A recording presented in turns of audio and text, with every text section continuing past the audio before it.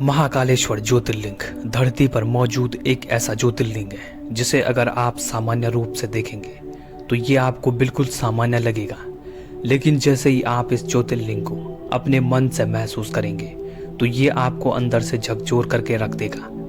महाकाल का ये मंदिर मध्य प्रदेश के उज्जैन में है और देश के प्रतिष्ठित 12 ज्योतिर्लिंगों में से एक है। इस खूबसूरत मंदिर ने समय की मार झेली है और आज भी ये शिव भक्तों की आस्था का प्रतीक बना हुआ है।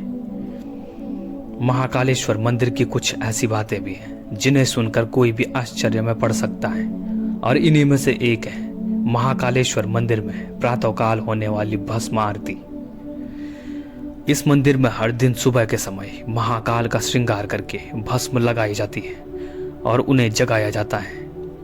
सालों पहले भस्म आरती के लिए राख शमशान से लाए जाने की परंपरा थी, लेकिन पिछले कुछ सालों से राख को गाय के गोबर के कंडे, पीपल, पलाश, अमलतास और बेर की लकड़ियों को जलाकर बनाया जाता है और इसी का उपयोग अब भस्म आरती के लिए किया जाता है।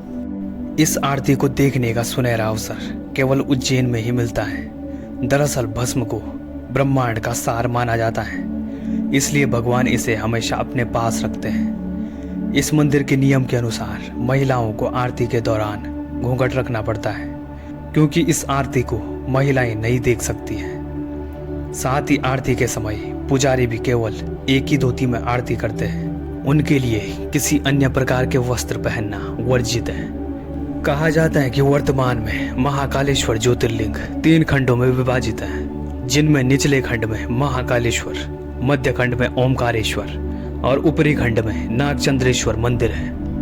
और इन सभी में नागचंद्रेश्वर शिवलिंग के दर्शन साल में केवल एक बार, वो भी नाग पंचमी के दिन ही कर सकते हैं। प्राचीन वैदिक ग्रंथों में वर्णित एक विशेष मंत्र के अनुसार त्रिलोक यानी तीनों लोकों में 3 मुख्य लिंग मौजूद हैं, जिनमें स्वर्गलोक में तारक लिंग, पाताल लोक में हाटकेश्वर लिंग और पृथ्वी लोक पर महाकालेश्वर लिंग मौजूद है।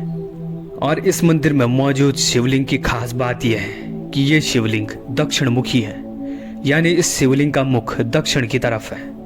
महाकालेश्वर मंदिर के गर्भगृह में शिवलिंग के अलावा नंदी दीप भी स्थापित है, जो सदैव प्रज्वलित रहता है। गर्भगृह के सामने विशाल कक्ष में शिव के वाहन नंदी की प्रतिमा मौजूद है। इसके साथ ही गर्भगृह में देवी पार्वती, गणेश और कार्तिकेय की आकर्षक प्रतिमाएं भी हैं।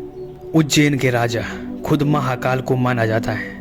कहते हैं कि राजा विक्रमादित्य के शासनकाल से कोई भी राजा यहाँ रात के समय नहीं रुक सकता, और जिसने भी ये दुस्साहस किया उसका राजपाट हाथ से निकल गया। और हैरान कर देने वाली बात है कि वर्तमान में भी कोई मुख्यमंत्री, प्रधानमंत्री या कोई और सत्ताधारी व्यक्ति यहाँ रात के समय नहीं रुक सकते।